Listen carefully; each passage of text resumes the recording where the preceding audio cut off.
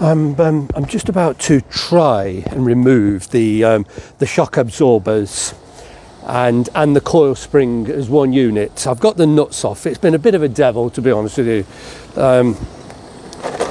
This was very awkward. This is just it holds the handbrake cable, sort of that there holds. It clips onto the underside of the suspension cage, and the handbrake cable sort of loops around, and it's held in here quite tight, and it's quite tight. And if I was standing underneath the car and the car were up on a ramp, I'd have had that off in seconds, but it took me nearly a bloody hour to get that off by just forcing my hands under here. I couldn't really. Anyway, I've done it and it's off. I did it with some extremely long nose pliers and a screwdriver. So I've got the nuts off the. Here we go. There's quite a few here. 1, 2, 3. There's one must still be on there somewhere. Yeah, we've got 3 nuts off the shock absorbers. So I'm just going to, what I've got to do now, and I've got the hub's been lifted on a jack, and there's a grease nipple just down here, and just a piece of, it's an old skirting board. I don't like sort of damaging anything, you know, with a jack. So I'm just going to lower the whole hub, and that you should hopefully see the springs decompress. There isn't very much light. Let's see if, I don't know. Anyway, forgive the lack of light. Let me just turn it very slow. I don't want to do this fast. There we go. The springs are starting to unload. Do it slowly. So I'll take it down as low as it can. Take as much tension off them as I possibly can. There we go.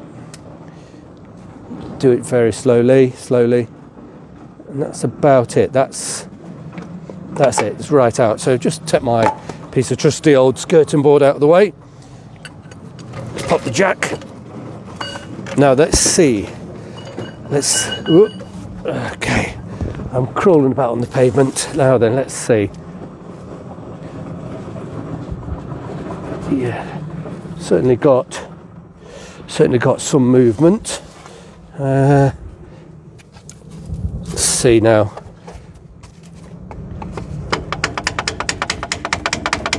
Just sort of tap it out with there's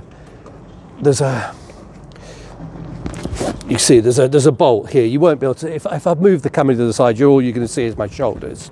So let's just see. Now then, oh dear, God, it's so awkward from this position, if I'm truthful with you, but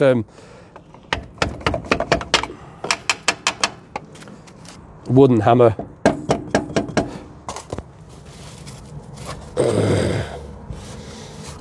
I'm going to have to take the safety gloves off. I can't feel. I'm having to just feel rather than see, which is a considerable nuisance. But if the car were up, oh yeah, if the car were up on a ramp in a garage, as you can imagine, this would be an awful lot easier.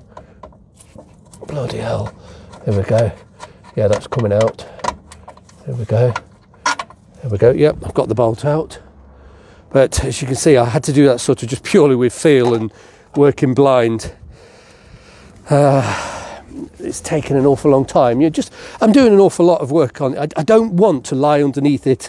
There's 2 axle stands here, and you know the axle stands are exactly where my body should be.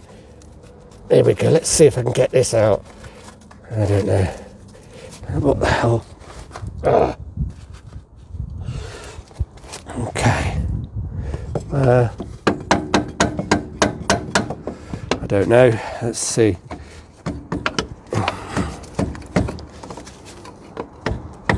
Now then. Bloody hell. I don't know. What the hell? Yep, so that's... Yeah, I've got to. Maybe a little bit of tension on the jack might help out, I think. I don't know. I can't work it out, to be truthful with you, because I can't crawl underneath. I can't see what's happening here.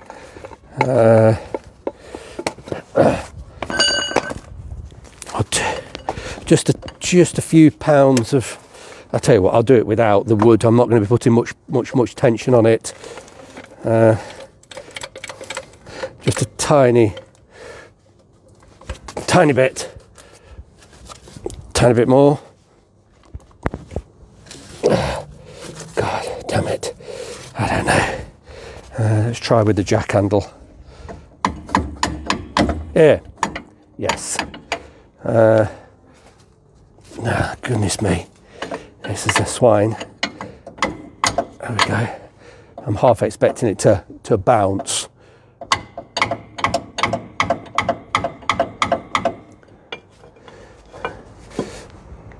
Let's just move the camera slightly so you can see what's happening here.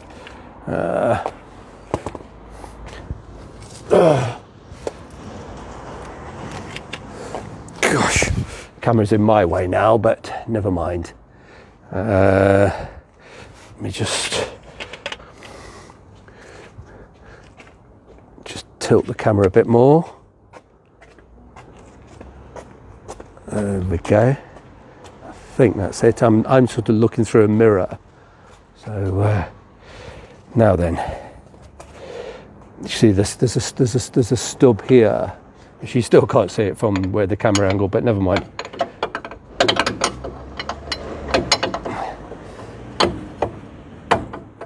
Goodness me.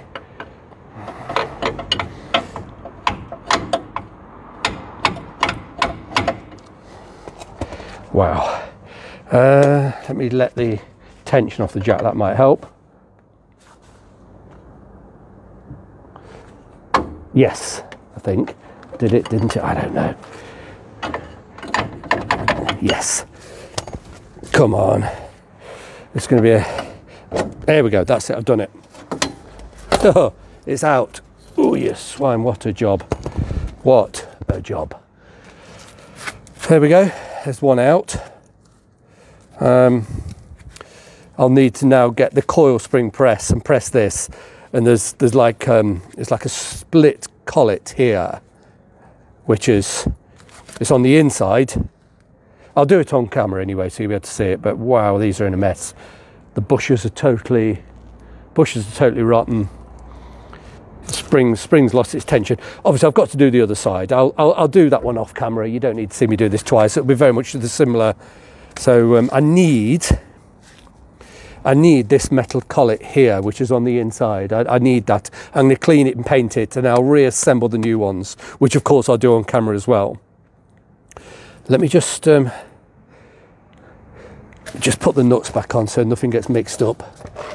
That large washer, this thing here, whatever that does, it's going to be kind of a spacer, and pop the nut.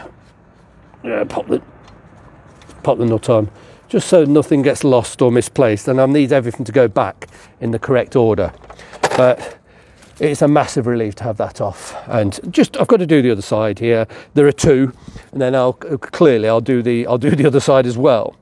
Now the radius arm bushes down here are pretty rotten. I'll do another video, and I'll try and zoom right into this radius arm bush. So I haven't bought them yet. It's quite a big job. You have to take the hub off to be able to, and it's quite a big job to get that radius arm off, but I'm not surprised. So I will order the bushes, and whilst we're stripping this whole thing down, and then because the hub's got to come off, I'll almost definitely replace the bearings, the fulcrum bearings, the fulcrum shaft here. And quite probably, I've got it stripped down this far. I don't see the point of putting it back together with old bearings. There's actually no play in these bearings, but because I've got a 20-ton press, it shouldn't present too much of a challenge if I actually got the hub off to replace the bearings. So I'm very, very likely to order new bearings, new fulcrum shafts. I wanted to see if these bushes were any good or not. If they were serviceable, I was just going to leave that alone, because the bearings are okay. But the rubber on this it's a metallastic bush. You've got a metal disc with rubber in the middle. If it were a bearing, it would move rather easily. But it's not a bearing. What happens is it's fixed, and the rubber itself has to twist. and over time the rubber gets hard and it dries and cracks, and this is cracked. It would probably pass an MOT, but I suspect the MOT inspector would put an advisory. So being as we've got it stripped down this far, I'm going to take it out and just do the job properly whilst I'm not able to work. I've got at least, I don't know, 4, 6, maybe 8 weeks of not able to work. I've got the time to do this car. I can't use the car for my normal journeys back to Brighton, so I'll just get stuck in and I'll do these works. You know, this is going to be extra work than I'd planned, but there just seems no point in stripping it down to this level to then come back to it in a year's time or maybe 6 months' time when it fails the MOT. So it will. It's only a matter of time. So I'll definitely order new ones and just get the job done while we got it stripped down.